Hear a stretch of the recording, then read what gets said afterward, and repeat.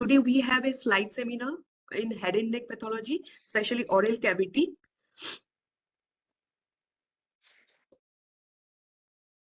It's not moving, sir. Just click in the center of the screen. Click in the center of the screen and then move. Yeah. Okay, sir. Today we have chairpersons, Dr. Anila KR. She's Associate Professor, RCC Trivandrum. And Dr. Shiva Kumar, Professor, Surgical Oncology, Head and Neck, TMH Mumbai. And our faculty, the teacher is Dr. Munita Bal, ma'am, Professor, Department of Pathology, TMH Mumbai. And sir, do we need to introduce the students again? No need, no, sir. Can the students? Quickly, Jasleen, quickly. Yeah. Today we have and the students are Dr. Jasleen, third year resident from INHS Ashwani, Mumbai. Dr. Rishabh, Dr. Kuljit Kaur from Ambala, Dr. Arshia from Basavatarakam Indo-American Cancer Institute, Hyderabad. Dr. Subhash, he's from Agra. Dr. Arju from CMC Ludhiana, Dr. Shruti, she's absent, Dr. Raghunath from Rajkot, and Dr. Pallavi from Guwahati Medical College. Our today's session's moderator are myself, Dr. Lopa, and Dr. Nishi. Dr. Nishi is Assistant Professor, AIMS Devghar. And there are certain reminders in case of connection interruptions, low or no sound or video freezing, kindly leave the meeting and rejoin the same link. And if problem persists, please check the internet connection. And any questions, please type in the chat box. Please do not send any requests for annotations to the presenter. There are disclaimers. There are a few more disclaimers. And our upcoming talks are in head and neck pathology, approach to salivary gland neoplasm by Anita Borges, ma'am, on 5th of December, and slide seminar on complete blood count by Dr. Kunal Shegal on 7th December. With this, let's start our session. Over to you, ma'am. Munita, ma'am. Hi, good evening, everyone. Am I audible? Yeah. Yes, Yes. And is my screen visible? Not You yet. have to share it. Raghunath, we can't see you and we can't hear you. You are muted again, Raghunath. Okay. Now? Yeah, no, not yet. Yet, ma'am. Ruchi, now it's okay. Yes, Perfect. yes, we can see. It's came. Okay, so I can start? Yeah. Yes, ma'am. Okay, thank you, everyone. I'm going to straight away start with the oral cavity cases. This is a slide seminar. And my disclaimer is that this is not a proper lecture and doesn't cover everything under the sun. And also that my experience mostly is in cancer pathology, but I do get to see benign also. So most of my experience is in oncology. Few of the images I have taken from internet for teaching. So case one, this is a 42-year-old tobacco chewer with ulcer in the tongue, and what we have is a biopsy. Who is going to discuss this case? Maybe a second year. Kuljit? Are you there? Ma'am. Yeah. So if you get a biopsy like this with an ulcer in the tongue, what is the clinical question in this case? What do you think you want to look for? Straight away, what is your question? Ma'am, I would ask if are there any dentures? Do the patient have any dentures? Was there any accidental bite? Or the ulcer, is it like from how long the ulcer is? Okay, so these are the questions that you have, but what do you think is this biopsy come with a question of? So what is the question in this biopsy? So if you don't have any information, what do you think is the primary question? What is the clinical question? What does the clinician, why has he sent you this biopsy? If you don't have any more information than this, right? You have a long list of questions that you want to ask upfront. But only information that you have is this guy is a middle-aged tobacco chewer, has ulcer in the tongue. And now the biopsy has been done. What do you think is the clinical question here? Primary clinical. Maybe they want to rule out the cancer. Yeah. So first thing would be that first primary question would be like, is it malignant or not? So do you have any approach when you deal with a biopsy from an oral cavity lesion? Do you go follow an approach? Yes, ma'am. I think we start from the epithelium, seeing the various changes, and then sorry. Yeah, go Yeah. on. We can hear you. Okay, so ma'am, I think we should start from the epithelium and see what all changes the epithelium has, and then subsequently going downwards in the submucosa and later on. Like if I take this biopsy, the very first thing that struck me was this acanthotic epithelium, which was mimicking like it is a carcinoma, but subsequently I thought it to be a pseudoepitheliomatous hyperplasia only. It was like we had these interconnected gritty ridges which was bulbous and they were projecting downwards. Also, I can see was a area of ulceration along with the granulation tissue. That's all I can make from this very picture. Okay. So when you get a biopsy, your main approach is you first look at the epithelium and then you look at the subepithelium. Is that correct? Yes, ma'am. And what are you trying to do when you're trying to look at the epithelium and the subepithelium? Ma'am, first I would like if I go with the epithelium, the very first thing I would like see whether it is because of any infection or something. So I can go with like if like the epithelium can be reactive because of some fungal pathology as well. So I need to rule out it directly going to the carcinoma, I guess. Okay, okay. So your broad categories you want to first see is it malignant? And then if it is benign, you want to see what is the cause of that benign ulcer. Is it some infective etiology or some reparative or reactive etiology, right? So here Yes, you say that you've seen your main focus was that this epithelial proliferation because that is so prominent. But then you see that there is a downward. I can't use this pointer very well. Pointer options. You can use the laser. Okay, is this better? Yeah. Okay. So you can see that there are these downward proliferations of epithelium. So epithelium is hyperplastic or it is much more proliferative, but you can see they are still very regular and downward projecting, and some of them are interconnected. And why do you think this is pseudoepitheliomatous? What do you mean by pseudoepitheliomatous? Somebody else can tell me, the other second year student, maybe Pallavi? Why is Puljit saying this is pseudoepitheliomatous? I think this proliferation is looking very abnormal, too much. Do you think this is too much? When would you call something pseudoepitheliomatous? Epitheliomatous proliferation can be seen in various reactive cases, ma'am, like infections. Okay, but why do you think this? Do you think this is pseudoepitheliomatous proliferation, or you think this is suspicious for malignancy or malignancy?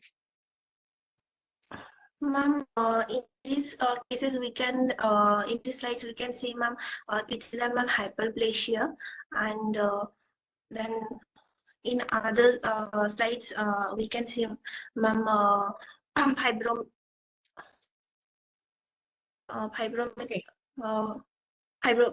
The hyperplasia of the fibroconnected changes. And in other slides also, we can see the Okay, we inflammatory haven't gone changes. to the next slides, but what we are basically seeing in this lesion is one. What do you think is the main lesion, Pallavi? Is it the epithelial hyperplasia or something over here?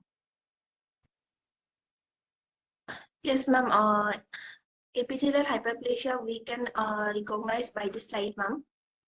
Yeah. So the main lesion, which is the abnormal lesion, is is over here on the bottom side, right? And what you're seeing is the changes in the adjacent epithelium, right? So the main lesion, what the clinician has biopsied and is wanting to know, oh, am I not sharing the content? Is what has happened? Is my slide visible? No, No. no, ma'am. No, you have to, I think, log out. You have to stop sharing and share again. Okay, resume.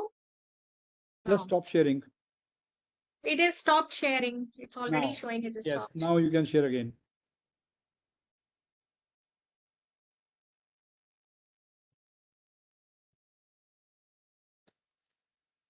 What should I do? Share again now. Share the slides. Your presenter. Share. No, it is just saying stop sharing. There are two options, resume and OK. And both of them are, nothing is happening when I'm clicking. What does it show when you click on sharing? I'm now try it. Please try again.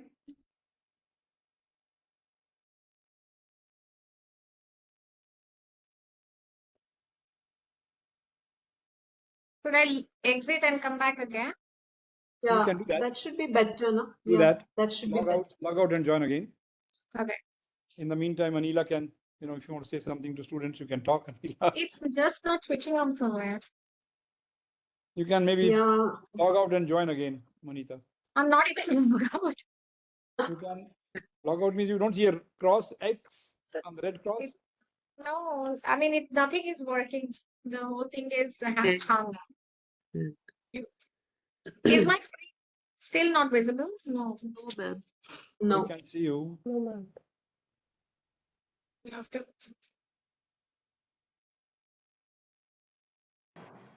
Let I'm me logging see. out and then Yeah, you log out. rejoining. You log out. Dr. Anita, you can please pitch in. Yeah.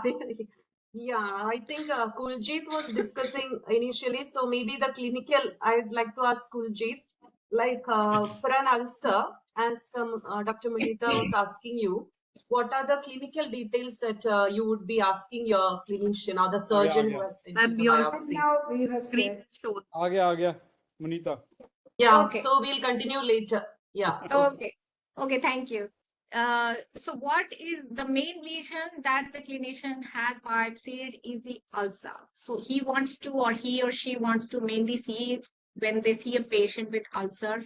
And probably we'll ask Dr. Shiva later which type of ulcers they actually biopsy, because not all ulcers would be biopsied. So once they've biopsied an ulcer, they want to know whether that is benign or malignant. And if it is benign, then obviously we can work out what is the cause of that ulcer. But if it is a malignancy, then they need to plan resection and so on. So the main lesion that is biopsied is the ulcer. And then that whole epithelial proliferation that you are seeing is the adjacent changes that are seen. So this is something that will not cause too much of clinical or macroscopic lesion. What is basically being sampled is the ulcer, and you have to, that is your primary lesion, right? So many times my residents will write the report as hyperplastic squamous mucosa with underlying inflammation. So if this is not exactly the accurate way of describing it, what we see here is that here there is no epithelium, and you can see some exudate here, which we'll see in the next slides better. And there is a whole lot of tissue here, which is very cellular, and there is a lot of adjacent mucosa, which almost looks normal, but it is only abnormality is it is much more proliferative, or it is much more than what we normally see. So that is the adjoining, and this is the main lesion. And if we, is it moving? Okay. So if we look at the higher part, we will see that here this tissue is covered. You don't see. So here, this is a normal tissue or normal epithelium, which is crept up in the biopsy, but the main lesion is this, right? So first is identifying what is a normal tissue and what is the abnormal tissue. And if you see in this abnormal tissue, you don't find any lining. But what you find is what you think is where is the lining of this Pallavi or maybe Shruti?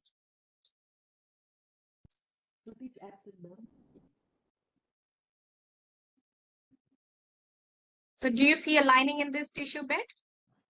No, ma'am. No, no, ma'am. So what do you see instead? There is ulceration of the lining. The lining is Ulceration of separated the lining and from the underlying denudation. tissue. Okay.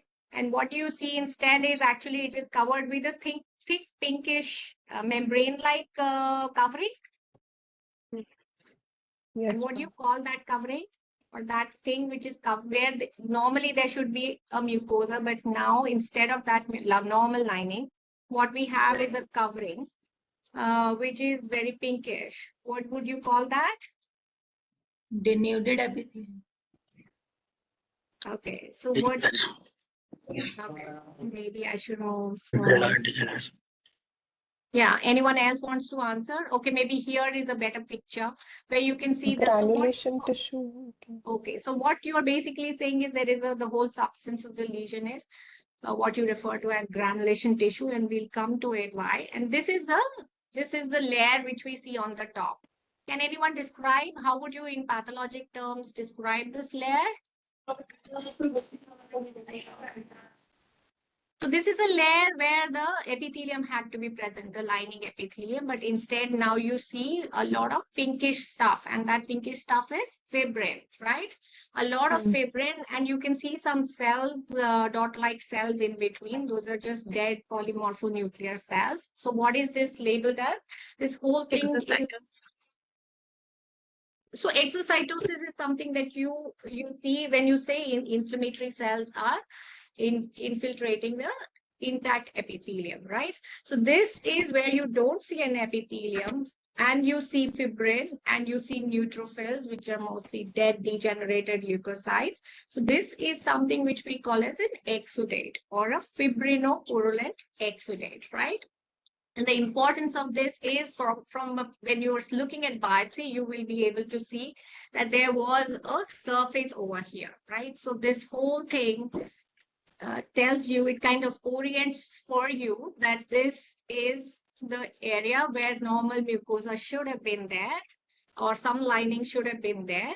And now it is covered, ulcerated, and instead covered with covered with fibrin and which is called as the exudate. So this whole layer, thick layer of membrane, which is covering there is the exudate, and it tells you that there is an ulceration over there, right?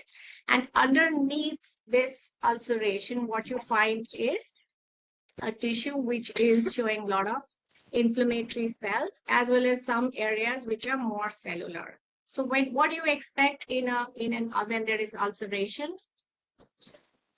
Inflammatory cells will be fibroblast proliferation and neovascularization. So Arzu, I can't hear you. Sorry, ma'am. There will be inflammatory cells. There will be fibroblasts that are proliferating, and neovascularization will be there. Small blood vessels will be present. Okay, excellent. So what Arzu says is that when there is ulceration, the tissue the host tissue will try to repair it and will lead to neovascularization. So what she basically listed is basically the repair tissue, right? So you have new blood vessels and you have fibroblastic proliferation because that ulcer has to be bridged. And this is how who is the next person who can describe this slide for me? Arshia? Yeah. What do you see here? There's a lot of proliferation happening here. What are these structures? Can you identify them?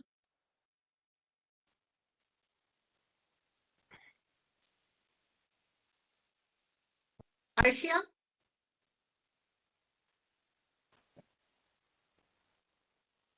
Okay, Raghuveer. Arshia muted. I think no. Raghunath. Raghunath is muted. I think he's absent. He's there, but hi, Raghunath. Can you unmute yourself? Raghunath. Raghunath, what do you think you can see in the slide? This is the main substance of that ulcer, the stroma underlying that exudate. You have this kind of lot of cells in here. Can someone, okay, maybe Subhash can pitch in. Ma'am, numerous blood vessels can be seen and fibrous tissue can be seen here. Do you think these blood vessels are different? They're hardly recognizable as blood vessels. Normally, you have patent lumen, you have blood vessels have a lumen, right? Are these blood vessels anyway different? Neovascularization, ma'am. What do you mean by Proliferating blood. neovascularization? Why are you using that term? What do you mean? What do the neovascularized blood vessels look like compared to the normal capillaries and normal arteries and arterioles? Are they different in appearance that you were trying to say? So are these blood vessels different in appearance, in morphology or appearance than the normal blood vessels? Yes. Yes, I think so, right? Normal blood vessels don't look so closely. I mean, their lumen are usually patent. And you have here, you can see there are hardly any which has a patent lumen, just a few holes here. And they are very small, narrow caliber vessels with very prominent endothelium. So the endothelium is much more plump and prominent than normal endothelial cells of normal blood vessels, capillaries, and because these are actively involved in transport of neutrophils and various inflammatory cells, as well as they have an active role in this inflammation. So they are very plump, right? So this is the difference between, and sometimes you can't see their lumen, so they look like closed blood vessels, and sometimes they can be very difficult to recognize as blood vessels. And what is happening here to the architecture? Do you think there is a lot of vascular proliferation? You can see that here, you can see some lumina, some channels. But do you think there is what is it, a hemangioma, or do you think it is there is some vascular malignancy happening? How would you distinguish that this is benign versus a malignant proliferation? Does anything in the picture here tell you that this looks benign versus malignant?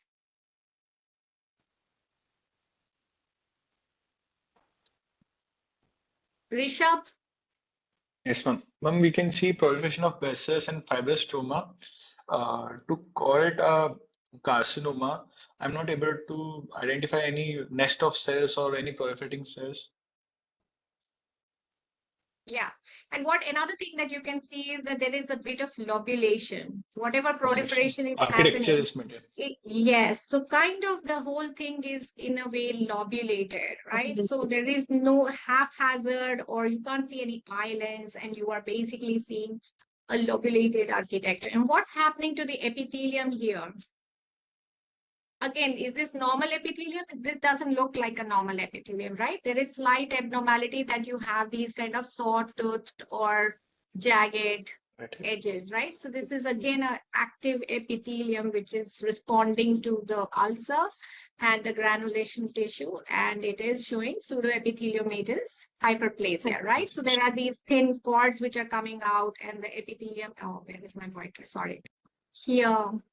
Here, right? So there are thin cords. So this is what is expected in the adjacent or the overlying epithelium. The epithelium tends to proliferate. It has to bridge back and rebuild the epithelium over the ulcer. So it starts proliferating, and underneath you have this granulation tissue, which is mainly a lot of vascularized new blood vessels as well as a lot of collagen. Do you think the stroma is a little altered? It appears desmoplastic. Does it?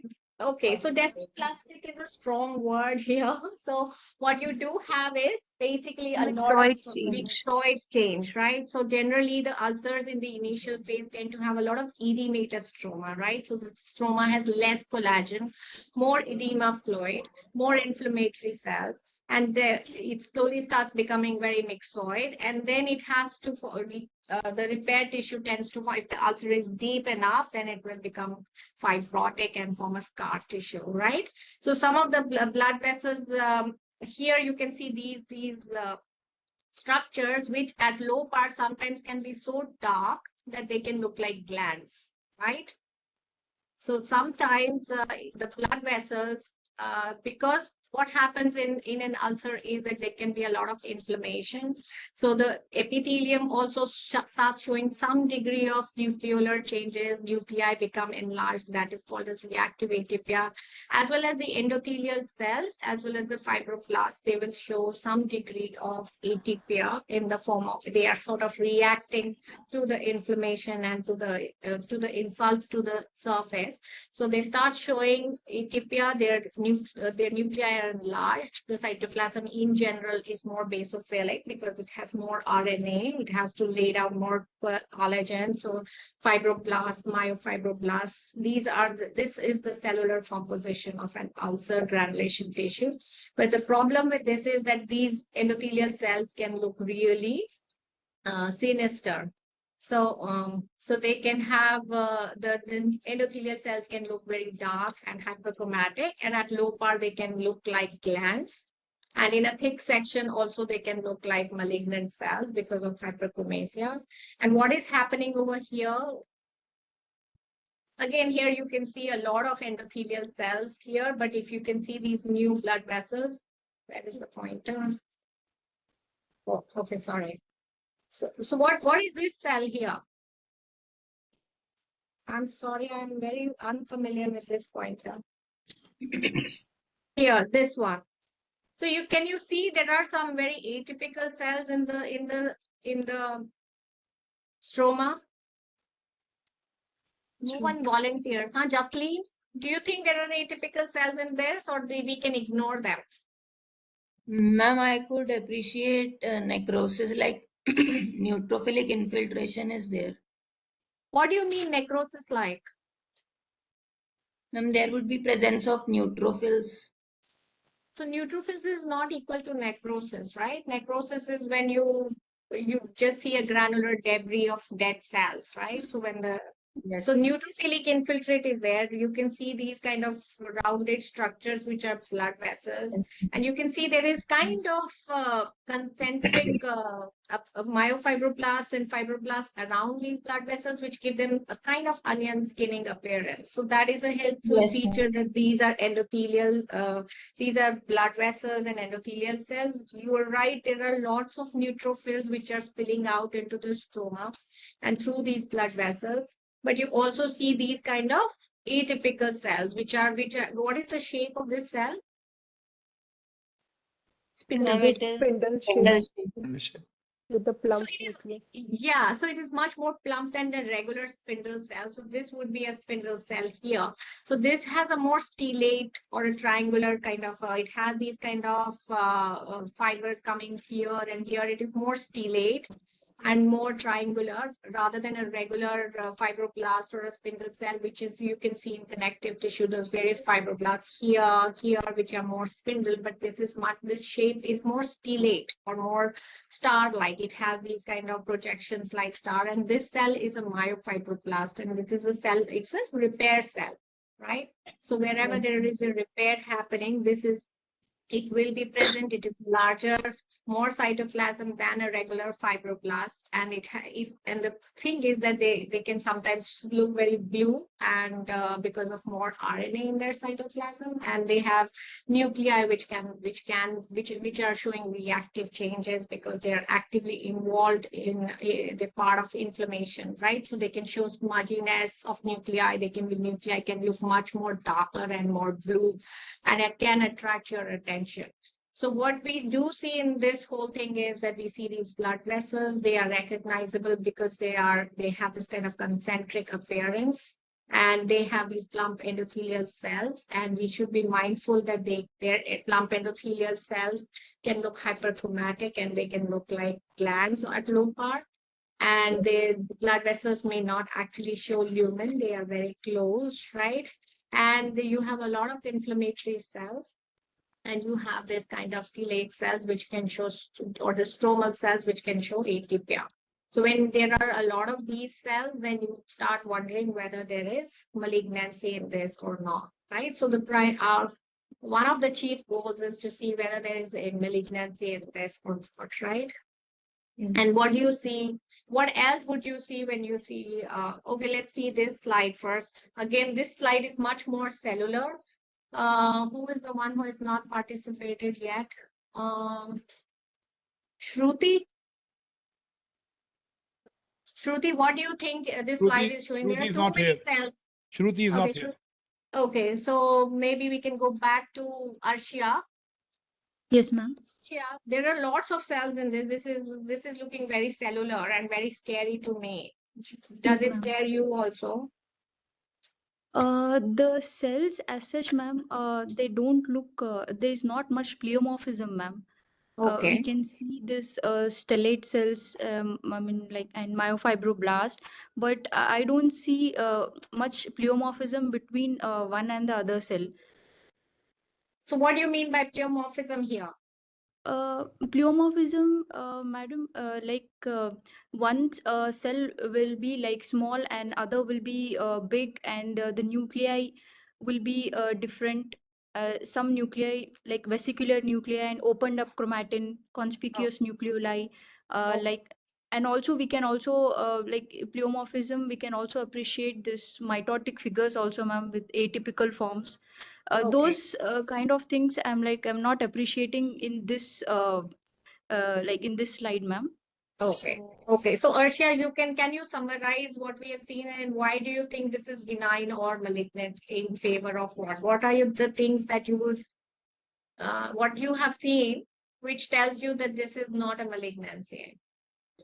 Yes, ma'am. First, ma'am, coming to the epithelium. Epithelium, first, it looks ulcerated, ma'am, on one place, and other places, some part of the epithelium is thinned out, and some is showing pseudoepitheliomatous changes, ma'am. And coming to the subepithelium, I'm seeing this lobular configuration of there is proliferation of vascular and endothelial cells. And then stroma is myxoid, ma'am. Stroma is myxoid.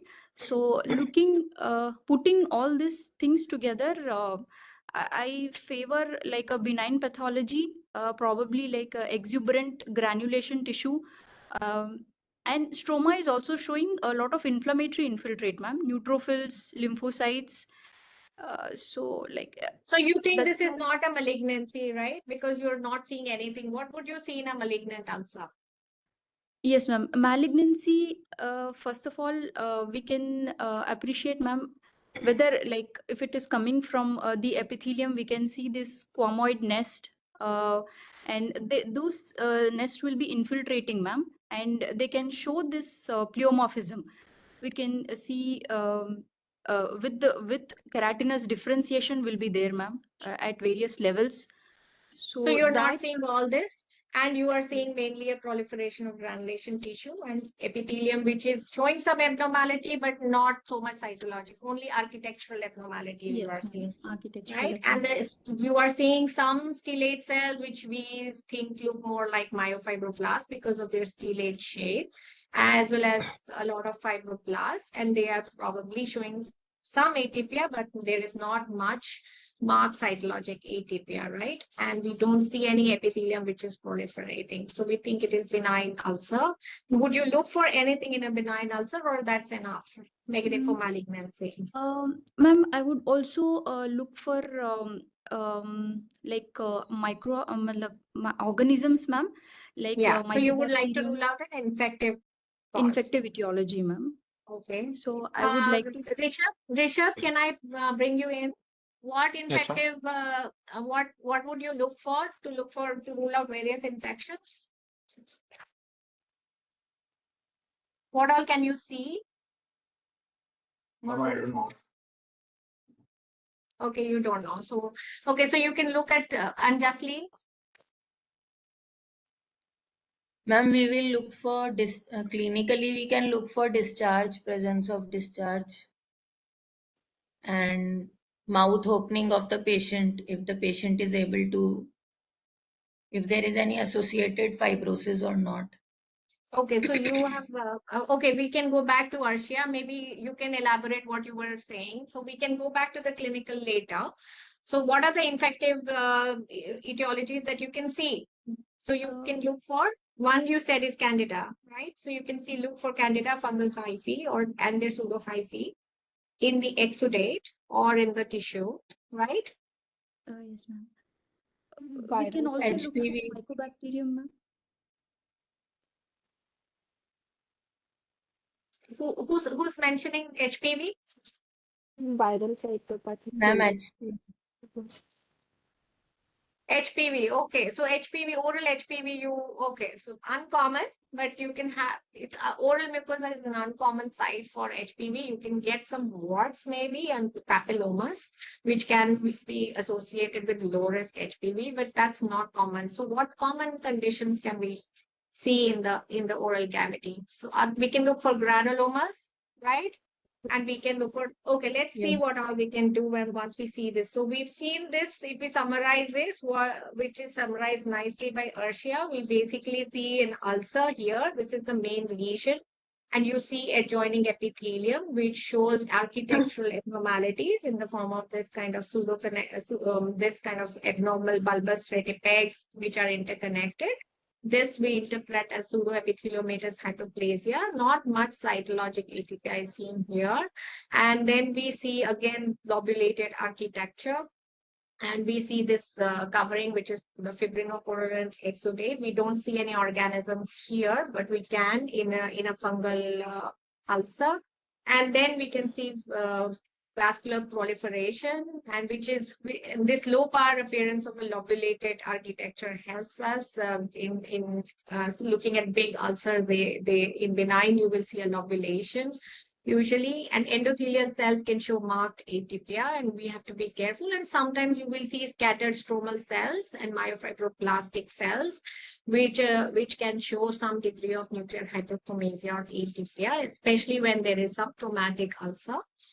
And so what we see when we see it, the ulcerative lesion is we look at the surface and we try to, we also see what is the epithelial component showing and what is the stromal component showing. And when you see an ulcerative lesion, you will basically try to see either some of them are clearly malignant, like Arshia mentioned, that you will see some frank invasive islands of epithelial cells, which are infiltrating way deep into the tissue, and you can see a lot of architectural complexity. You can have islands which are infiltrative, they are separated from each other and going deep down. And this is usually a clearly malignant epithelial proliferation, will show a lot of cytologic atypia and pleomorphism. You are not questioning the atypia most of the time. And the stroma is desmoplastic, and desmoplastic stroma, unlike a quiescent stroma, with very slender fibroblasts, desmoplastic stroma is much more active. It is much more cellular. It has plump fibroblasts. So whenever there is invasion, there is a host reaction of desmoplastic stromal reaction, which is actually very helpful in picking up the areas of invasion. And with pseudoepitheliomatous hyperplasia, you will not find this kind of reaction. And mitosis, especially, you don't look for mitosis usually in a frank carcinoma, but when there are problem areas, you will find a lot of atypical mitosis also. And on one hand, you can have an ulcer which is clearly malignant, and then you can have a clearly benign ulcer. Like so, in the malignant, like we see here, you can see there is an ulcer. Again, there is some degree of epithelial proliferation in the adjoining, but you can see deep down there are a lot of epithelial islands which are haphazardly proliferating. There is no architecture, there is no lobulation, and these are infiltrating mindlessly into the underlying connective tissue, and they are of different sizes, and if they are accompanied by a fibroblastic reaction, right? So most of the times when we have clear-cut malignancy, we forget the adjoining epithelium, we forget the overlying granulation tissue, but it is when we don't find a frank malignancy, we then start looking at these adjacent whatever epithelium we have in the biopsy. So in the clearly benign ones, what we see is that you don't see any abnormal epithelial proliferation going deep down, right? So that kind of architectural complexity where you have irregular islands infiltrating deep into the tissue, that is not there. Overall architecture you'll find is much more lobulated. And you'll have this, usually there is a lot of endothelial proliferation. You can see a lot of endothelial proliferation, and those endothelial is what the students mentioned are neovascularized. They have much more plump endothelium, and the stroma is tends to be more edematous and full of inflammatory cells, and less. There is not much desmoplastic reaction, and there are no atypical mitosis. And then you can look for the causative agents. You can find granulomas, and there are many causes of granulomatous inflammation, uncommon in oral cavity, but you can find tuberculosis or sarcoidosis. You can have granulomas associated with fungal infection. You can have also granulomatosis with cholangitis, previously known as vaginas, or you can have various other vasculitis. And then in the exudate, you can look for these organisms. Usually, you will have a history of clinically fungal ulcers are easy to diagnose, but you can confirm them. Here, you can see a lot of fungal profiles in the exudate. This is one of the cases. So you can see a whole lot of organisms in your ulcers, and this is one of the cases which showed. Can anyone, would anyone more like to make a guess what this is? So you can see there are some dot-like structures here. Anyone can make a random guess? Aspergillus. So, okay, aspergillus, we see in aspergillus, we see hyphae, right? We see long hyphae. Here, what we are seeing are actually dot-like structures. So something very good, very good. It is something which resembles antibodies. So this was a rare case of histoplasmosis. So this is positive for silver stains, GMS, and PAS. So sometimes you will get some fungal infections also. So if we are only looking at low power and saying this is a benign ulcer granulation tissue, we should, once we say benign, we should also try to see what is the cause of this ulcer. Is there any infection? Because if you can find an infective cause, then you can treat it, right? So, so this was a rare case where you can find organisms. So this was histoplasmosis, and you can see these, and it does resemble LD bodies, and there is a whole separate check. And rarely you can also find syphilitic ulcers. And what you typically see is the typical microscopic appearance is actually non-typical. It shows mainly plasma cell-rich infiltrates, dense infiltrates. Oral syphilitic ulcers are pretty uncommon, but some off and on they are reported. And for them, the diagnosis is made on immunohistochemistry you require, or clinical serology you need for treponema pallidum. So you can get various organisms leading to ulcers. And some of the clues are, if you get granulomas, it could be tuberculosis. In fungal infections, you will get eosinophils. And in viral infections, you can get viral inclusions. What are the viral infections that can occur in the mouth? Jasleen? Herpes simplex. Okay, so what do you see in herpes simplex? Any typical appearance of the ulcer, I don't have the inclusions. ulcerations. Painful mucosal ulcerations. Okay, that's good. So what you can see in the microscopy is you can see those nuclear there are nuclear inclusions. There is multinucleation and nuclear margination, and you can see those kind of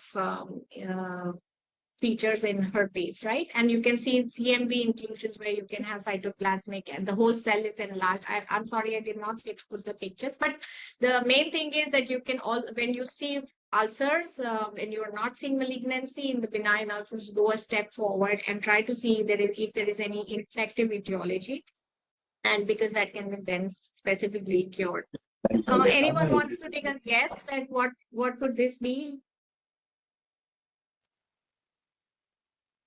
Anyways, so sometimes you will find some non-infective conditions also which can lead to ulcerations in the mouth. So here you can see that there is only the basal layer you can see. The epithelium beyond it is not there, right? So this is a vesicobullous disorder. So this is pemphigus, where you can see suprabullous So sometimes we are just concerned with, sometimes you may not even realize that this is the whole epithelium has been stripped off, right? So that may be stripped off because there is clefting at the level of there is a suprabasal bulla. So the clefting is at the level of above the basal layer.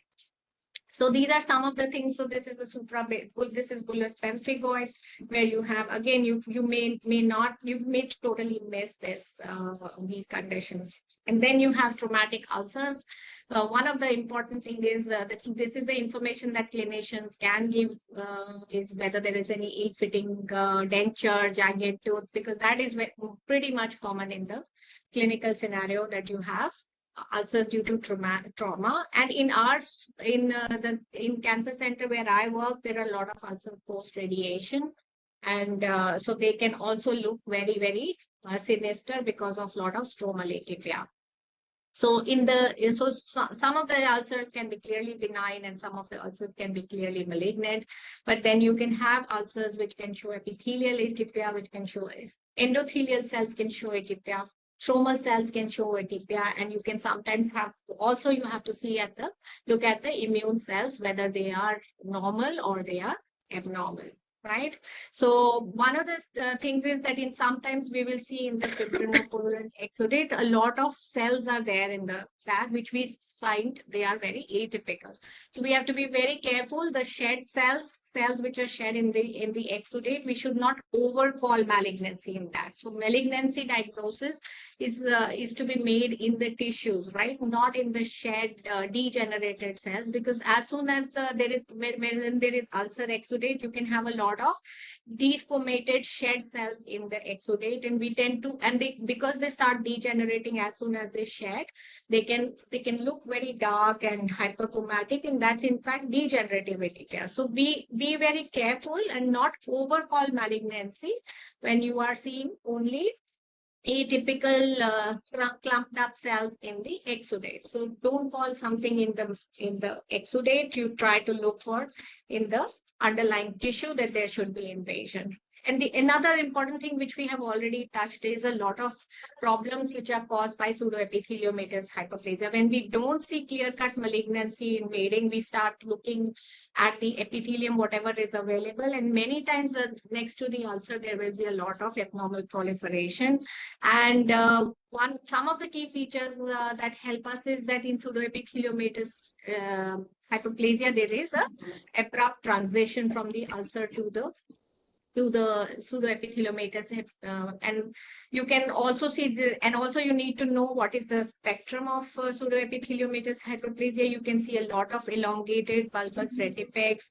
You can see a lot of hyperkeratosis. Sometimes these retipex can be quite bulbous, and but you can see they are still superficial and not evoking any kind of desmoplastic reaction.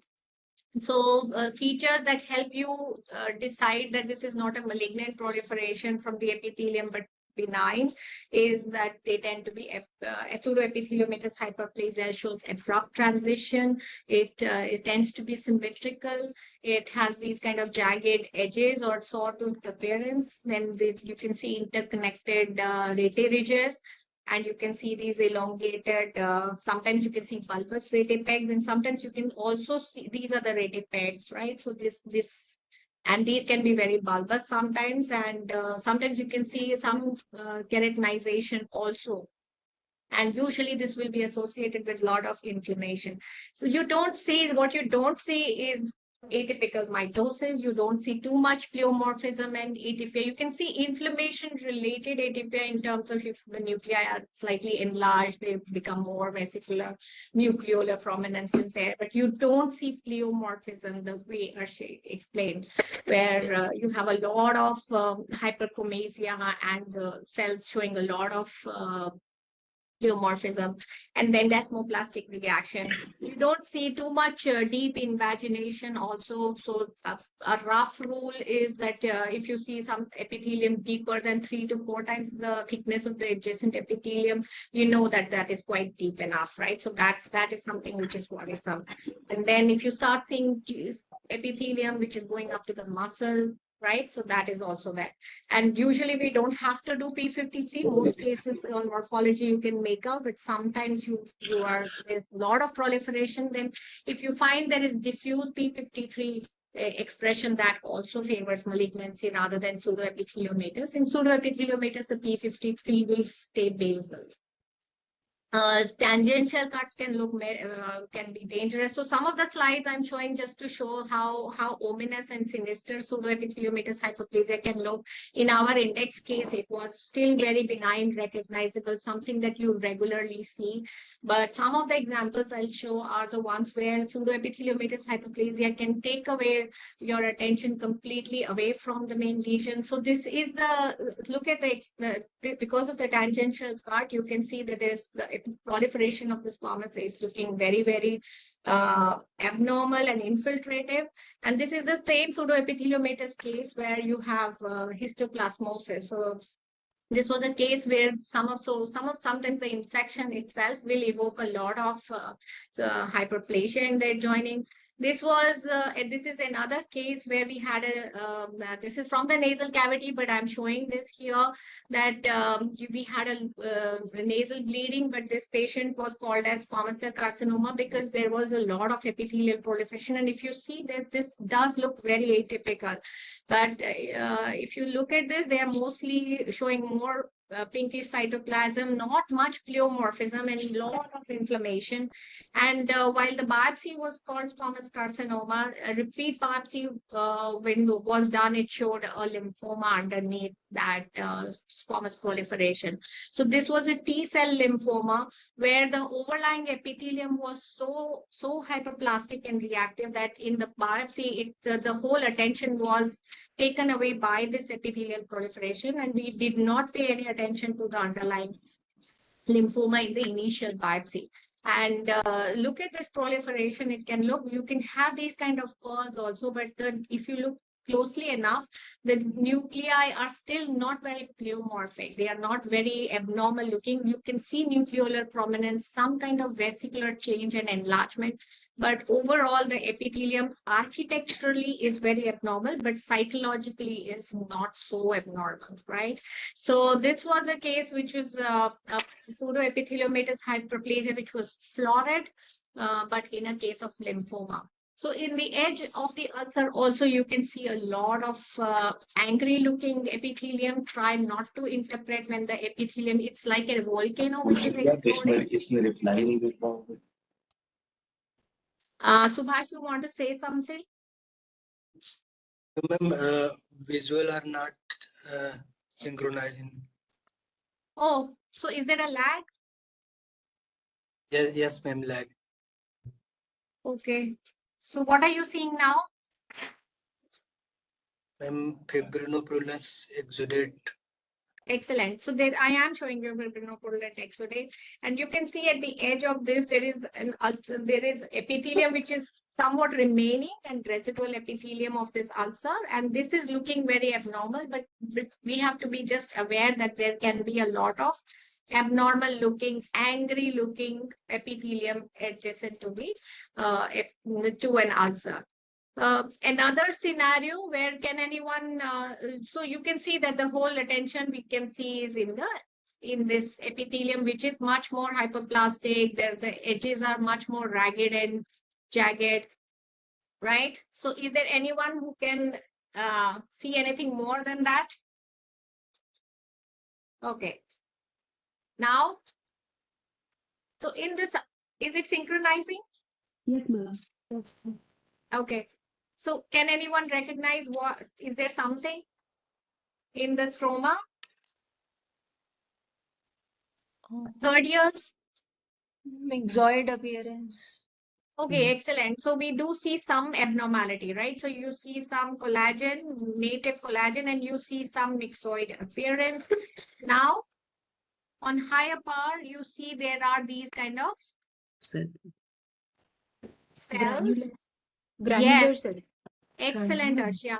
So these are cells which are showing granular cytoplasm, right? And they are, if you look here, you can hardly make out these cells, right? All your attention is on this epithelium, which is very pseudoepitheliomatous and hyperplastic. And here you see underlying there are these cells which look inflammatory cells, and when you look at them, they are quite granular, right? So this is a tumor which is notorious for being and this is a tumor which is called as the granular cell tumor.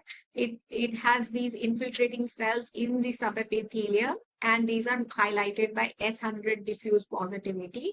And what is remarkable about this is that this is typically associated with pseudoepitheliomatous hyperplasia, and the tumor itself can be very, very well hidden. So on account of both these things, it can be misdiagnosed, because you can see the tumor is only seen as very bland looking granular cells. And here also you can see, right? So this is one tumor that we need to remember, which is classically associated with pseudoepitheliomatous hyperplasia. So these are cells which look very histiocytic, and they can be mistaken. The granular cell tumor can be totally missed because it is very well hidden in the underlying subepithelium, and the pseudoepitheliomatous hyperplasia can be mistaken for squamous carcinoma. So that case, the pseudoepitheliomatous hyperplasia was not that dangerous looking. This is another example of granular cell tumor. You can see that in the subepithelium, you can hardly see the tumor. It is just looking like collagen, or just looking like you're not even realizing that there is a tumor here. All your attention is on this kind of atypical squamous proliferation on the surface, and you want to know that whether this is squamous carcinoma or not. So mind you, this is pseudoepitheliomatous hyperplasia, which is very typically seen with granular cell tumor. And the epithelium is otherwise bland looking, but very architecturally abnormal. And underlying, you can see this very hidden granular tumor. So this is a granular cell tumor. Okay, so it tends to take away attention from the main lesion. So you should be careful about this. And when you see a lot of abnormal proliferation at the surface, which is architecturally very abnormal, look under the surface also. So this was another case where we had a lot of abnormal proliferation, but there was a lot of inflammation also. And this was also clinically, this was destroying the mandible. So this was reported, this kind of abnormal proliferation, thick retipex, was called as squamous cell carcinoma on the biopsy. And this later on we realized that there was this kind of island with a lot of myxoid change, and in the final resection it turned out to be a ameloblastoma with here you can see this is acanthomatous ameloblastoma, but here in the biopsy the overlying epithelium was so hyperplastic that it took away the entire attention, and we misdiagnosed this case as a squamous carcinoma. Right, so pseudoepitheliomatous proliferation with in ulcers can be really problematic. We have to pay attention to the also the endothelial proliferation. So not only the epithelial compartment, the stromal compartment, the endothelial proliferation can be florid. You can have so much cellularity, and these can sometimes look like glands also, and you can recognize them by these kind of concentric onion staining, which tells that this is endothelial, and it is expected. This kind of atypia in a granulation tissue or in a reactive ulcer is expected. So you can see even the stromal cells can show a lot of atypia, and they can be hyperplastic, and they can be larger than normal fibroblasts, and can show degree of atypia, right? So how would you distinguish this from reparative myofibroblasts from sarcomatoid carcinoma? So sometimes you know that when you have a lot of atypical spindle cell proliferation in the oral cavity, and the clinical scenario is a recurrent non-healing ulcer, so you want to know, is it a sarcomatoid carcinoma, which is showing a fibroblastic phenotype appearance, or is it a reparative myofibroblastic proliferation? That can be a really challenging scenario. Anyone wants to make an attempt at, are we 1 hour down? Yes, ma'am. Okay. Okay, I think I'll only So if we want to come, one of the challenging situations that we face, especially in post-radiation, is distinguishing the atypical reparative myofibroblastic proliferation from sarcomatoid carcinoma. We have to rely on the clinical picture also, whether this is a proliferative lesion, whether this has been progressive. That information many times is not available. So what it helps is if in sarcomatoid carcinoma, the quantitatively the abnormality is much more. So you will see much more spindle cells, much more cellular areas help you to favor a sarcomatoid carcinoma. The quantitatively the ATPI is much more. And then we look for atypical mitosis. So if you find atypical mitosis, by which I mean that you find a tripolar, unequivocal mitosis. So there are many pseudomitosis also, which we should be, I don't have a picture, but that we have to be mindful of, that fragmented nuclei or smudgy, thready nuclei. Those are not atypical mitosis. When you see nice tripolar mitosis, many multipolar mitosis, that's a sine qua non of malignancy. And many times we rely, these are negative. And then you can look at the surface dysplasia. If there is surface dysplasia, surface squamous epithelium is dysplastic with underlying atypical spindle cell proliferation, that again favors a sarcomatoid carcinoma. And sometimes immunohistochemistry, in fact, many times when the tumor is myofibroblastic in appearance, the immunohistochemistry is negative for epithelial markers also. Then we rely on P53 immunohistochemistry.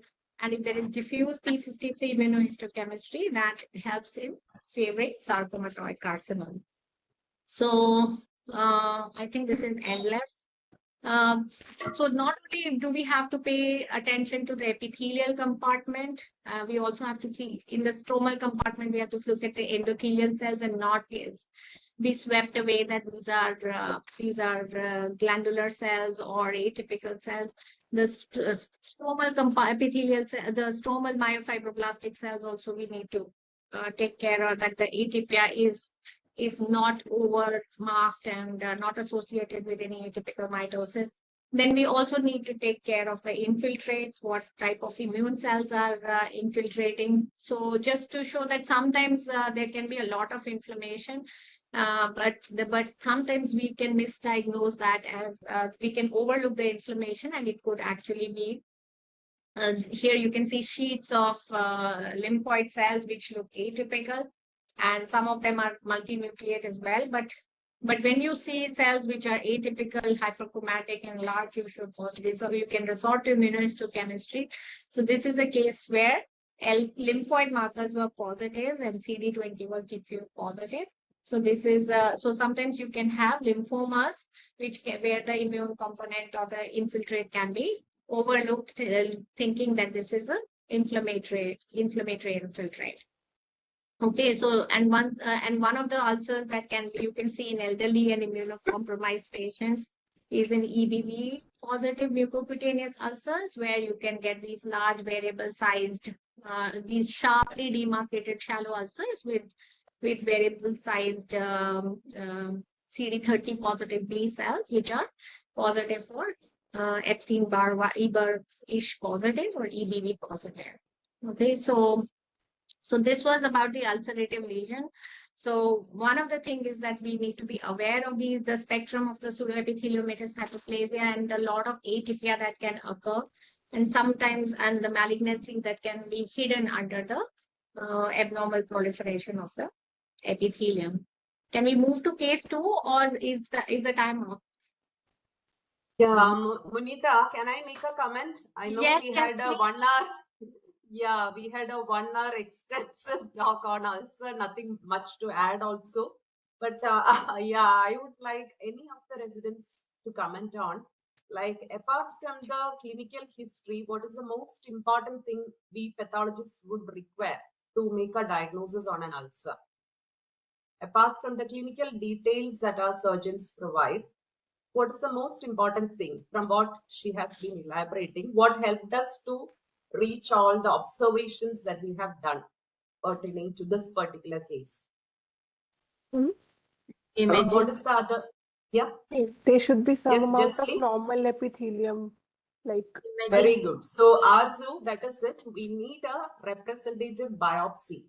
So we need from the margin of the ulcer with the normal epithelium, with the ulcer, and not a superficial one too.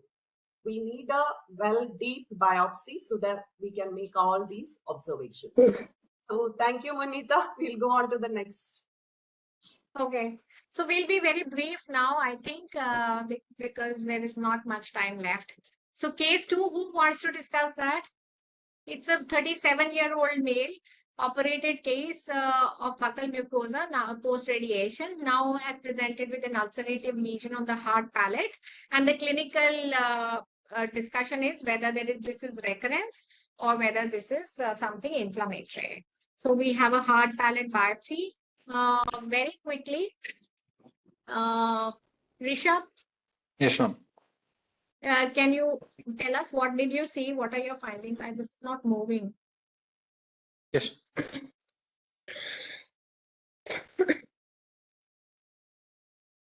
I think, is this okay? Can you quickly describe what you are seeing? I have not provided the surface epithelium, but this is from the lesion. This region shows a nest of cells, multiple proliferating endometrial cells. Then we can see normal mucoid cells,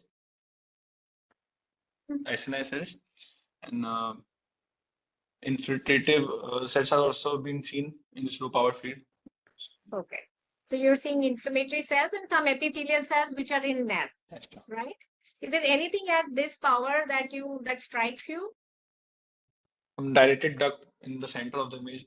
Okay, very good. So you can see a dilated duct as well. And then anything else? About the kind of proliferation, do you think this is infiltrative or about this? Looks like I'm separated, not infiltrative. There's no continuous spread. Okay, okay. Okay, then we move to the next one. What do you see here? This is a higher magnification of one of the cluster. And what do we see? I'm showing my metaplastic cells now. Okay, so what we are seeing are solid balls of these cells or these epithelial clusters, which are small nests, right? And then you also see some which have a central lumen, right? Yes, ma'am. And another remarkable thing, is there anything remarkable? Do you think this is infiltrative or is this invading these minor salivary glands? No, ma'am. Because the architecture around is maintained. There's no infiltrative pattern as such. Okay, so what is the architecture of this proliferation? Tubular. Lobular. Yeah, very good. So this is mainly what you can say is a lobular architecture, right? Over here as well, you can see that you can almost draw a line around them. They are not marching everywhere into the tissue, joining tissues, but they're confined to this. The proliferation is somewhat confined here as well, right? So you can almost draw a line and you can have these as a cluster. It's like a colony of or a camp of these epithelial cells. So this is like a lobular architecture and it is centered around ducts. And what you can appreciate is that there are some which you said are metaplastic. Why did you say they are metaplastic? Because the lining has been changed. I think they are salivary glands in which the lining has been changed to squamous cells. They're not looking normal. Okay. So excellent. So if you look at these, the epithelium here, it has this kind of metaplastic quality to it. It has the cells as such are not showing too much pleomorphism. The cytoplasm is very pink and glassy. And if you see, they almost look like branches of a duct, right? And some of the structures have a central lumen, which looks like a duct, which is replaced, the lining is replaced by squamous cells. But the main thing about this is that if you look at, if you only have a snapshot of this, this in your biopsy, then this can look very infiltrative. So this is one of the pitfalls of this, that it can look very, very infiltrative.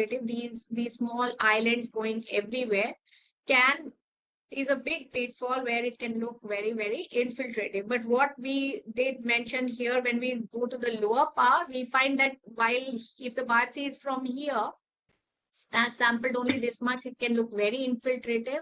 Whereas if you have a bigger biopsy, you can see that their architecture is lobular, ductal lobular, rather than infiltrative, right? So here also you can see that they look very pink, eosinophilic, and have a metaplastic quality to it, right? So there is still the cells are respecting each other and they are spaced out well, right? And there is a lot of inflammation. And here you can see this looks like a duct which is now stratified and has squamous lining instead of columnar lining, right? So what do you think this is? Cytometaplasia. Yeah. So this is what we have is the salivary duct showing metaplastic change, which is cytometaplasia. Sometimes you can have necrosis as well as you can have extravasated mucus, and it is one of the condition in a small biopsy. It can cause real problems where because those nests can look really, really infiltrative, and this can also be associated with a lot of surface pseudoepitheliomatous hyperplasia.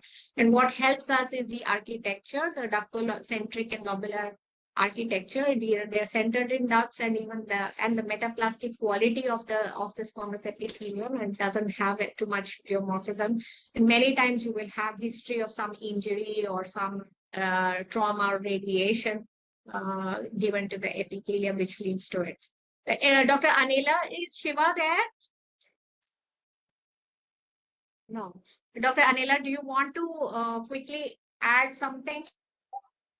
Yeah, nothing much as to it. I think in cytometaplasia, even the clinicians will have a doubt of malignancy, no, Munita? Like they also will be able to help us regarding, they may think that this is a malignancy. So when we are getting a biopsy, if we are not used to it, then there is chance we see cases being diagnosed as mucoepidermoid carcinomas because of that mucus glands also showing squamous metaplasia. So the basic that's a thing, very as good you point. said, is the low part where we diagnose that the architecture is maintained, and that also in small biopsy is extremely difficult. Okay. Okay. Thank you. Do we have time for the other two cases, moderators? Yes, Munita, you can go now. You can have quickly. Quickly, okay. Yeah. So these were two cases which showed that you can have even benign conditions can look very, very ominous and can be misdiagnosed as squamous carcinoma or something can be missed also. So this is case 3. This is a 33-year-old cigarette smoker who had a nodular growth in the hard palate, and there is a biopsy from that. Kuljit, would you like to come in and describe this quickly? Sure, ma'am.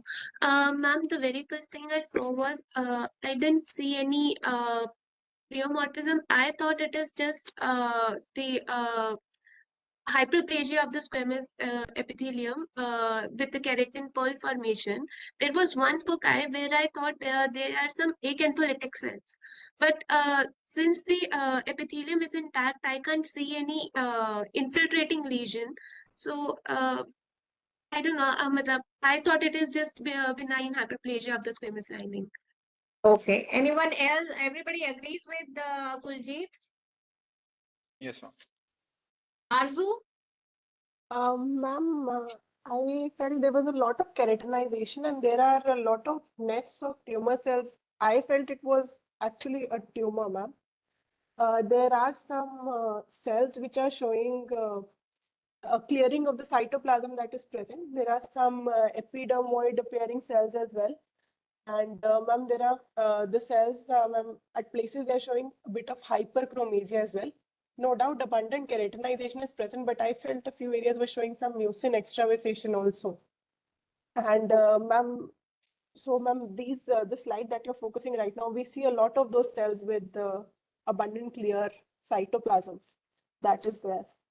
And okay. So, okay. Again, here we have the islands of the epidermoid epithelial kind of cells that are there. So, okay. Okay. I get it. So some of you feel that there is a lot of squamous proliferation. It is benign because of too much of hyperplasia, right? And the others feel that there is a tumor there with a lot of squamous keratinization, but a tumor. But all of you feel this is not a squamous carcinoma. Anyone feels that this is squamous carcinoma?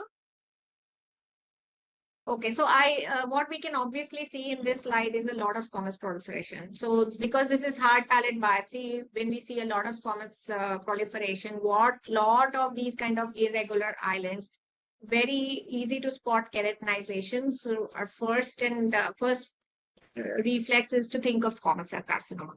And like Arzu mentioned that there is, what we do see is that the squamous, then we start looking at what kind of squamous epithelium do we have. If we see the squamous epithelium is pretty uniform. It is not typically looking very, very pleomorphic. We are not seeing any dark cells or hyperchromatic cells.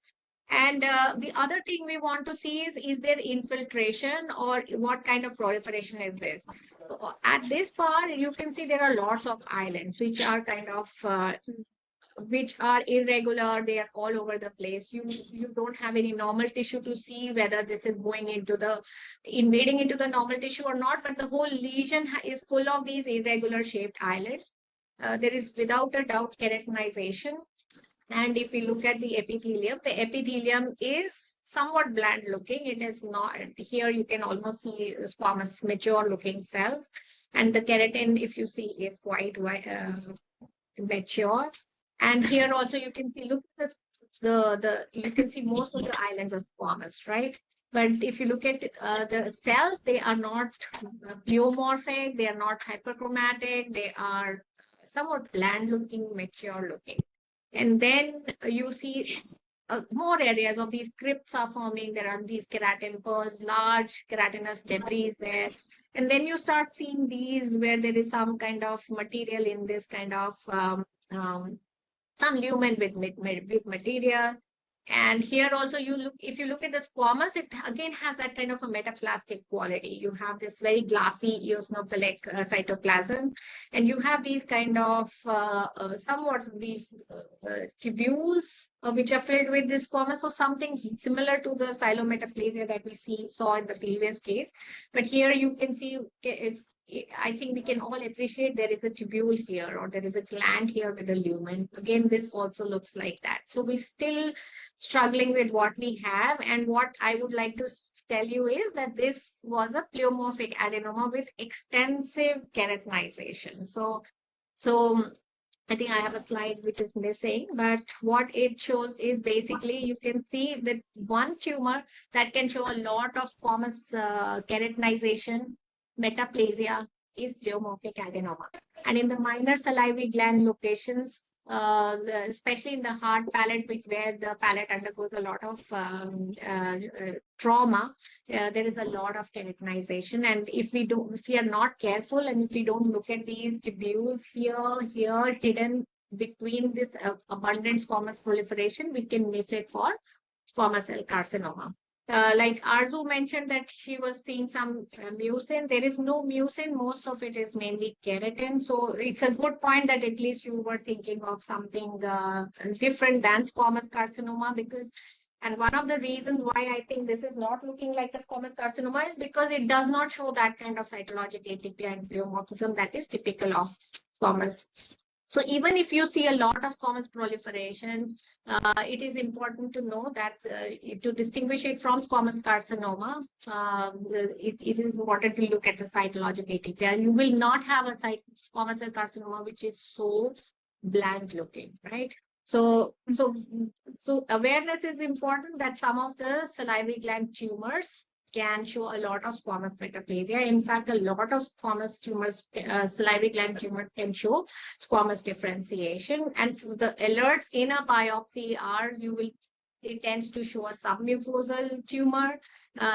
Tumor cells are much more regular and uniform appearing. The stroma tends to be more hyalinized rather than desmoplastic and coarse fibrous. And sometimes you can have a lot of myxoid stroma that also looks less squamous carcinoma, and more salivary gland. So these are some of the alerts in a biopsy. When you have a big resection, it is much easier, but in a small biopsy, especially when you have a lot of squamous differentiation, it can be mistaken for squamous carcinoma. And pleomorphic adenoma, it very commonly shows squamous metaplasia, and it can show a florid squamous metaplasia with keratinization. We need to be aware of this. And pleomorphic adenoma is a benign tumor, whereas squamous carcinoma is a malignancy. So you can see a lot of myxoid stroma, and this is a pleomorphic adenoma showing this kind of keratinization.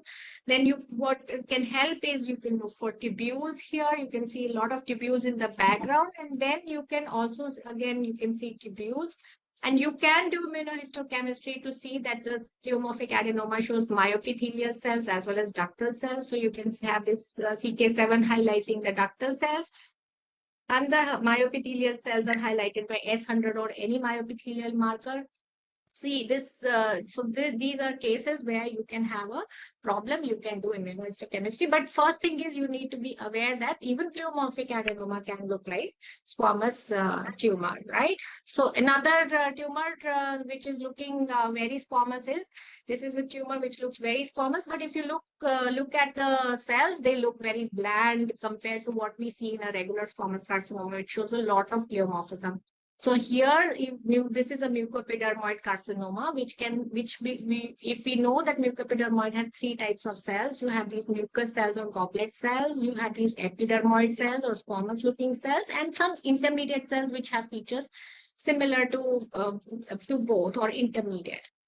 So mucoepidermoid high grade mucoepidermoid can show a lot of epidermoid cells, a lot of squamoid cells, but it typically does not show any keratinization. And the cytologic ATPI is much less and much underwhelming compared to squamous cell carcinoma. It's like a subdued squamous carcinoma. So if your squamous carcinoma is looking very, very subdued and very pale and very cytologic ATPI is much less, please think of mucoepidermoid carcinoma, and then you can look for these kind of mucus cells which you may find and which can help you in diagnosis, right? So immunohistochemistry does not help between mucoepidermoid carcinoma and squamous carcinoma. And in most of the cases, you don't need to distinguish. Both of them are malignancies. So in the final resection specimen, you can make the diagnosis when you have more tissue.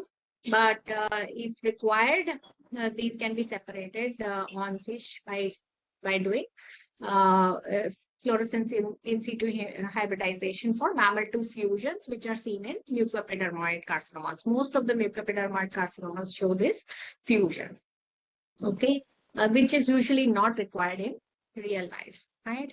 So another tumor which can look like a squamous carcinoma, a salivary gland tumor is, anyone can guess what is it? Myoepithelial.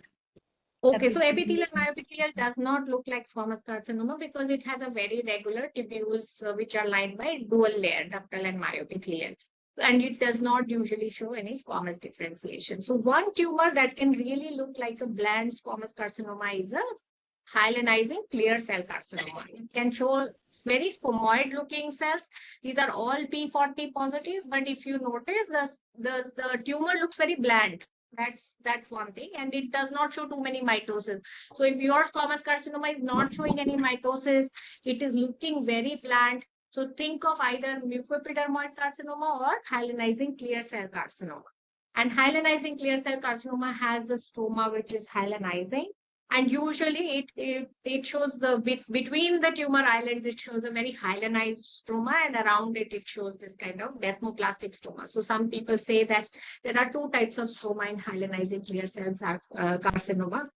The point I'm trying to make is that some of the salivary gland tumors can look like squamoid, and they can be mistaken for squamous carcinoma. And salivary gland tumors are much indolent compared to the squamous cell carcinoma. The prognosis is different, and sometimes your management may differ after surgery, right? So hyalinizing clear cells carcinoma is also P40 positive. So immunohistochemistry cannot help to distinguish from squamous carcinoma, both in cases of mucoepidermoid carcinoma, which is also P40, P63 positive, as well as hyalinizing clear cell carcinoma, which is also P40 and P53 positive. The thing is, this tumor is very bland, and it has hardly any mitosis or very low mitosis. It's a low-grade carcinoma. And FISH, if required, can be done if you need to distinguish it, because hyalinizing clear cell carcinomas are positive for EWS R1. Okay, so last salivary gland tumor, which can look like squamous carcinoma, which can look like a poorly differentiated squamous cell carcinoma, is any guesses? Salivary duct carcinoma. Very good. Whoever said that, excellent, because salivary duct carcinoma, which is a carcinoma which looks like a breast carcinoma, can when it is poorly, it's a high grade carcinoma, it may not show ducts. Then that time in a biopsy it can look like a squamous carcinoma. So this is one of the cases of salivary duct carcinoma which looks so squamous, and it can be mistaken for squamous cell carcinoma. And if you have not thought of this and not looked at tried to look for squamous differentiation, and you may not put the P40, this tumor, if you put P40, you will realize this is P40 negative. So squamous carcinomas are P40 positive, and if it is negative for P40, then it is not a squamous carcinoma. So then you can think of looking for glands, because you can get salivary duct carcinoma is an adenocarcinoma, and it can show just like breast. It also shows this intraductal carcinoma with this tomato pattern of necrosis. So if you're aware and if you're alert, then you can put immunohistochemistry, you can look for glands and comedo necrosis, and you can alert that this is not squamous carcinoma, but a salivary duct carcinoma. And then further, you can confirm with immunohistochemistry, these tumors are positive for androgen receptor. And like breast carcinoma, they are also positive for HER2 in about 25 to 40% cases. But they are not, unlike breast carcinoma, they are not positive for ER and PR receptors. So squamous carcinomas, it's not always that the malignancy that you see in the oral cavity is squamous carcinoma. Sometimes you will get other malignancies also. And salivary gland tumors, many of them will have a squamous appearance, and we should be careful. It could be a salivary gland tumor. So if your squamous tumor is very bland, if you find some goblet cells, if it is submucosal in location and the cells look very uniform, or the stoma is very myxoid or hyalinized, you can think of a salivary gland tumor rather than a squamous cell carcinoma. Right? I think we can stop here, sir.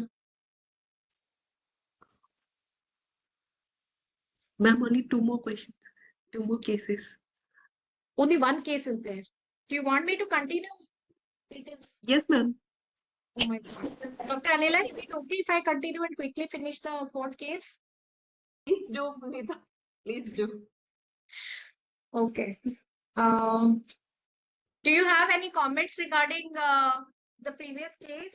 Because I think that just is one small comment is that in the previous case that because I think the surgeon, speaking to the surgeon will be of use, unlike the necrotizing cyalometaplasia, because it was a palatal nodular, and he or she will be able to tell whether it is submucosal, and they may tell us that it is not looking like squamous cell carcinoma.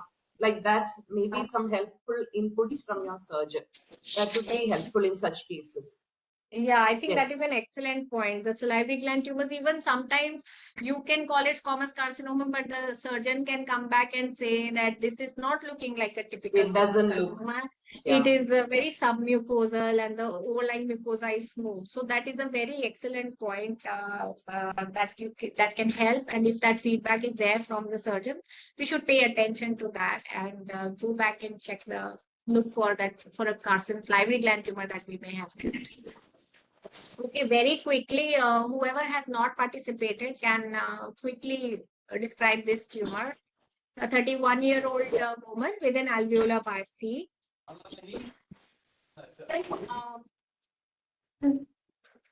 Anyone who has been silent? Jacqueline, I know you have not been silent, but you can quickly describe. Ma'am, the section shows tissue by stratified squamous epithelium, and in the submucosa there are inflammatory cells. Okay, so the abnormality is hyperplastic squamous mucosa. There Yes, is, ma'am. do you think this epithelium here also is normal? At this power, maybe we cannot No, make ma'am. out, right? Ma'am, it could This be is reactive, but it is not normal. okay. Okay. At least it is looking too much, right? The proliferation is looking too much. And what about this? What we see on high power? Ma'am, there are islands of Basaloid cells with peripheral palisading. And ma'am, the above image, like the above one showed the center cells giving us squamoid appearance. The center of those Ma'am, here Islands. anastomosing cords are there. Cords Very and Very good, very good. So what do you think there are lots of irregular islands, right? The periphery is much more prominent, and in the center part of these islands there is squamous differentiation, right? But which is very loose, and you can see a lot of spaces or desmosomes, and these are interconnected. These reticulum-like appearance. Ma'am. excellent, excellent. So and one thing in this, if you have only this much in a biopsy, this looks like invasive islands, right? You can see these islands are irregular all over the place. So it's very important to have a low power appearance. Many times in a biopsy, we will get very little tissue, but if we get only this much, we can think of this as infiltrating islands, right? But we need to be still careful. If we look at the epithelium, do you think it is malignant looking, or is it looking very ma'am, it bland? is bland looking.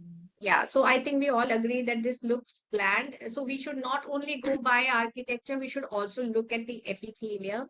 And who wants to say what we can see in this? Okay, so Ma'am, what we here can we can see anastomosing cords of cells. And these cells are mostly columnar to cuboidal with hyperchromatic nucleus.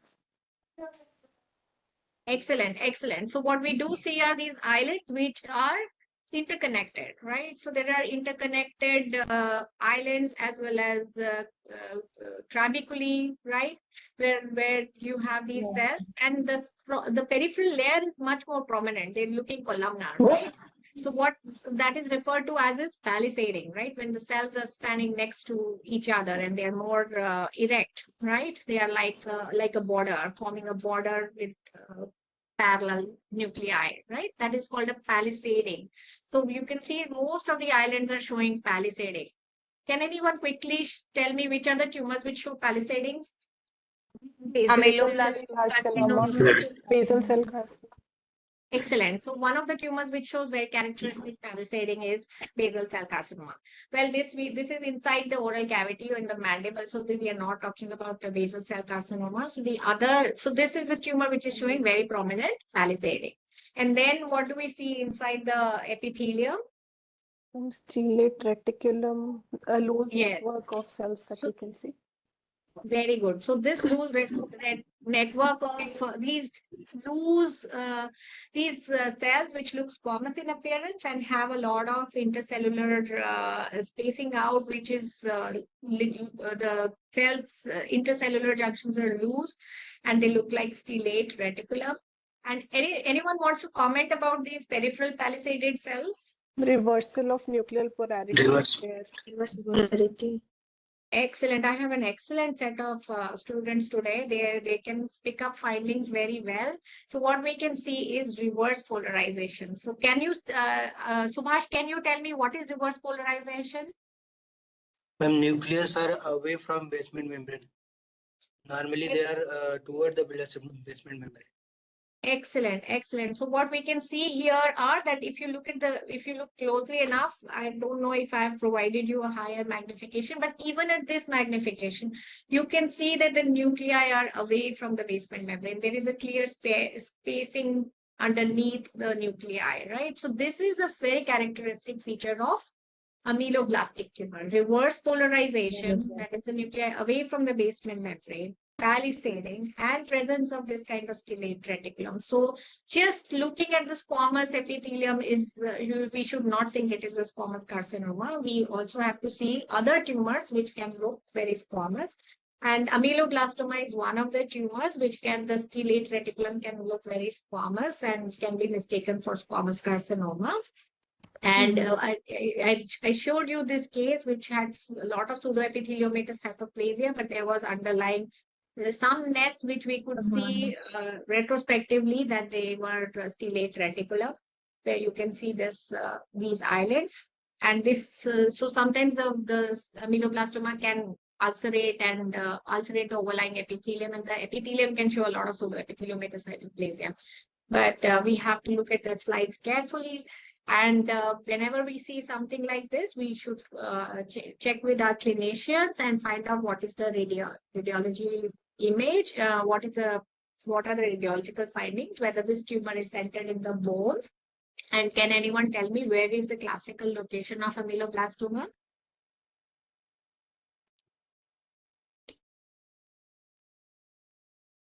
Okay, so this was from the mandible, right? So mostly it is in the posterior segment of the mandible, and you can also see it in the maxilla uncommonly. It's a tumor which arises in the jaw, but more commonly in the mandible. So your clinician will sometimes if they are very sure, most of the time they're very sure, it will be a smooth swelling. So overlying epithelium will not be like an ultra-proliferative tumor that you see in a squamous carcinoma. It will be mostly a smooth expansile swelling of the whole mandible. And the epicenter on imaging is bone rather than mucosa. And then you can see palisading, reverse polarization, and stellate reticulum. So these are the features. So do check before you call it squamous carcinoma, whether you are seeing some more features which are again, especially when you don't see too much of a pleomorphism. Ameloblastomas there can be ameloblastic carcinomas also, which is a much more challenging diagnosis, where it is very difficult to distinguish from squamous carcinoma because you can have a lot of pleomorphism. But features that will help in saying that it is ameloblastic carcinoma are reverse polarization and peripheral palisading. Okay. So these were cases where these were some lesions in the oral cavity which can be diagnosed as squamous cell carcinomas, but are actually something else. So there is the takeaway is mainly that you have to have a clinical correlation. You have to be in touch with your clinicians. If they come back, call you back and say, we think it is clinically something else, you have to listen. And it is good to always have a good correlation. And benign lesions can look malignant, and not all squamous malignancies. Some of the non-squamous malignancies can look squamous. So these were some of the cases. And Dr. Anila, if you want to add, and I'm very sorry that I have exceeded time. Yeah, by nothing more 30 to add, minutes. Munita. Excellent talk. I would have personally liked to hear more from you. Excellent Thank talk. you. You're very As kind. always. As always. Yeah. Thank you. You're very kind. And great points that you brought in. And I think the students were excellent today. They actually probably didn't need Yeah, to. yes. They could pick up all the points. Ma'am, there are two questions I can see in the chat box. Okay. What is the difference between denuded epithelium, ulceration, and erosion? Okay. So denuded epithelium can be artifactual, or it can be procedural also. So when you don't have an epithelium, which is lining can be denuded. What is the other thing? Ulceration is whenever there is ulceration, you can have it is accompanied by reaction, right? So the body will always try to cover that ulcer. Immediate reaction is by forming an exudate. It will have a fibrinopurulent exudate, a meshwork of fibrin with a lot of polymorphs to try and plug that. So that tells you that that is an ulcer. And what else was the question?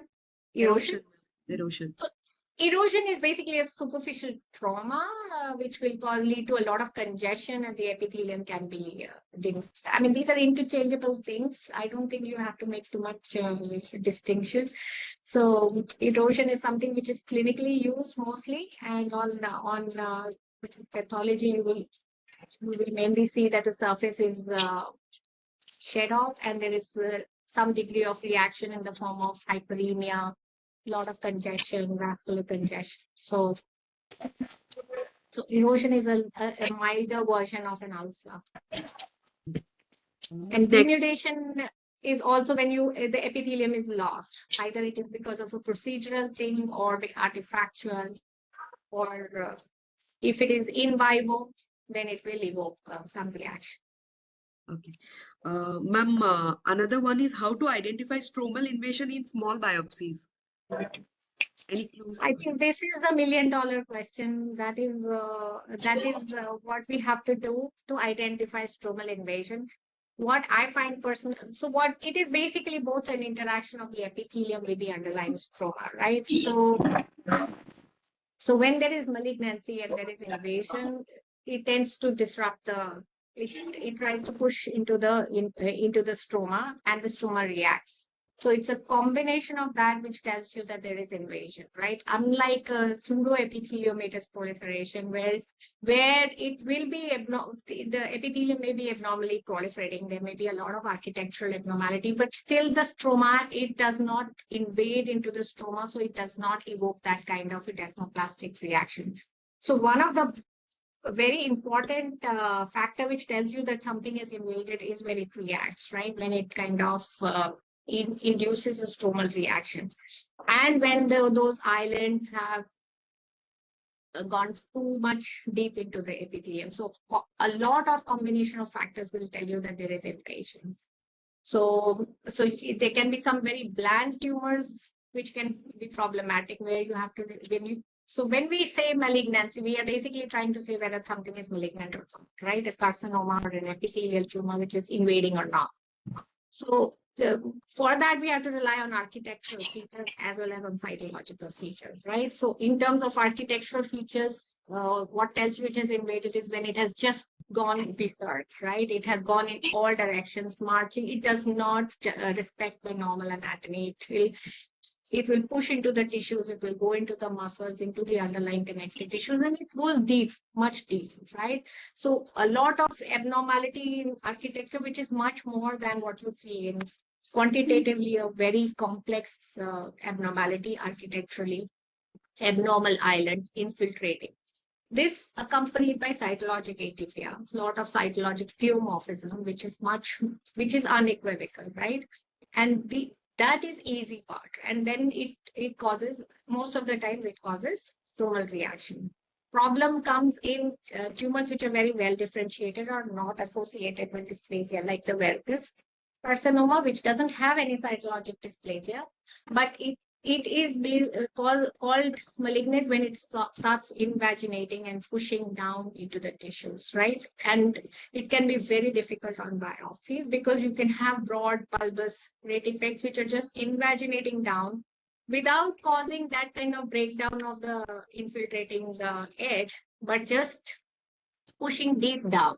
So there you have to rely on its invagination or its progress deep into the tissues rather than on cytologic atypia. So it is an architectural diagnosis, and it can be very, very difficult on a biopsy. And it is a recognized thing that you may not be able to clearly say that it is malignant verrucous carcinoma versus a verrucous hyperplasia or a proliferation which has a verrucous growth pattern. And for verrucous carcinoma, you will have to basically roughly take the adjacent epithelium as the baseline. If your apex are going beyond that, much deeper than that, then it helps. It favors a verrucous carcinoma.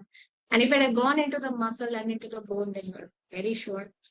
Another tumor which is very cytologically bland but can be very infiltrative is carcinoma cuniculatum, which is a subtype of well-differentiated squamous carcinoma. It can have cuniculatum by definition means that it burrows like a rabbit burrows. So it has an invasive pattern of infiltration where it forms these kind of tunnels, branching tunnels or branching crypts, where you have the epithelium as such is very bland, cytologically very bland, but the tunnels or those branching crypts, they go deep, they infiltrate deep down, and they are filled with keratin, and just like rabbit burrows, and they can go deep up to the infiltrate into the bone. So there are various factors. So there are subtypes which will have cytologically minimal atypia but are deeply infiltrative. They are reliant on the architectural features. And then there are tumors which are associated where you are distinguishing between a lot of complex proliferation versus invasion, where you are relying more on the desmoplastic reaction and cytological atypia. So it is case to case, a lot of factors come in. But these are the broad factors in which how you decide whether it is invasive or not. And mind you, there are a lot of other things which make it more challenging, like you have a tangential part, or whether you have a lot of atypical proliferation, like you have a verrucous proliferation. So those are challenging scenarios. In the biopsy, it is important to be aware of that, right? Yeah, thank you, ma'am. Excellent talk, ma'am. And everybody appreciated, and thank you so much for taking so much of pain till 9 o'clock, ma'am. Thank you so much, I'm ma'am. sorry.